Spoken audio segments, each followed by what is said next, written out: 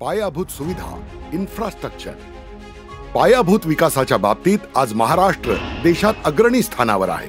माननीय एकनाथ शिंदे यांच्या दूरदृष्टीमुळे आणि सुनियोजित प्रकल्पांमुळे महाराष्ट्राच्या प्रगतीचा आलेख उंचावत जात आहे. त्यांच्या नेतृत्वातील महायुती सरकारने महाराष्ट्राच्या प्रगतीसाठी एक अतिशय पोषक वातावरण निर्माण केले आहे. विविध पायाभूत सुविधांचे जाळं आज महाराष्ट्रभर निर्माण करण्यात आले आहे. राज्यातील असाच एक विराट प्रकल्प म्हणजे हिंदू हृदय सम्राट स्वर्गीय बाळासाहेब ठाकरे समृद्धी महामार्ग. तब्बल 701 किलोमीटर लांबीचा हा महामार्ग मुंबई ते नागपूर दरम्यान 10 जिल्ह्यांना जोडतो. या महामार्गामुळे राज्यातील अनेक महत्त्वाच्या शहरांदरम्यान दळणवळणास गती मिळाली आहे. राज्यातील शहरांमध्ये मेट्रो सुविधांचं अतिशय सुदृढ जाळं निर्माण होत आहे. मुंबई महानगर क्षेत्रासह पुणे व नागपूर सारख्या मुख्य शहरांमध्ये 449 किलोमीटर लांबीची अतिशय प्रगत मेट्रो व्यवस्था निर्माण होत आहे. मुंबईतील भुयारी मेट्रो मार्गिका म्हणजेच ॲक्वा लाईनचा टप्पा 1 जनतेच्या वापरासाठी खुला करण्यात आला आहे. यानं मुंबईतील अंतर्गत प्रवासाला अधिक चालना मिळाली आहे. एवढंच नव्हे तर मेट्रोच्या जाळ्याचा विचार करता महाराष्ट्र हे देशातील पहिल्या क्रमांकाचं राज्य बनलं आहे.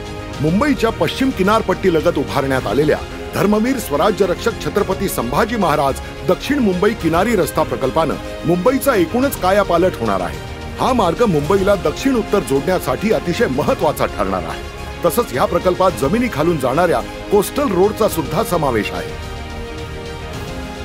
या रस्त्याचा पुढे पालघर जिल्ह्यापर्यंत विस्तार करण्यात येणार आहे.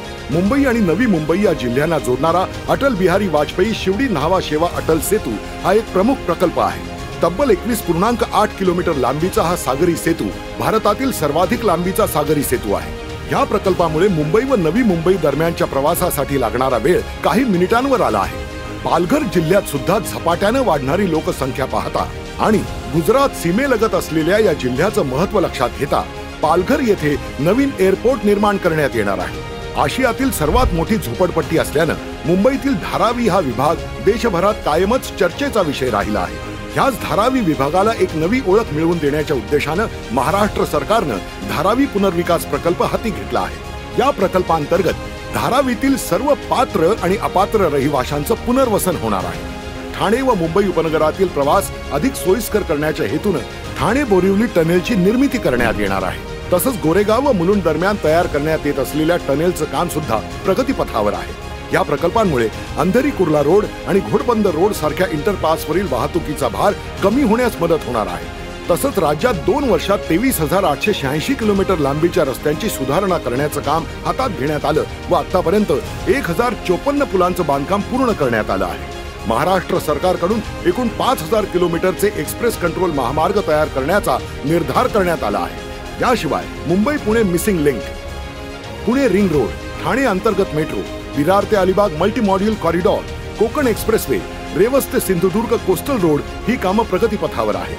मध्य मुंबईतील छेडानगर जंक्शन ते ठाणे दरम्यान पूर्व द्रुतगती मार्गाचा विस्तार करण्यात येणार असून शिरूर ते संभाजीनगर येथे नवीन ग्रीनफील्ड मार्गास मंजुरी देण्यात आली आहे.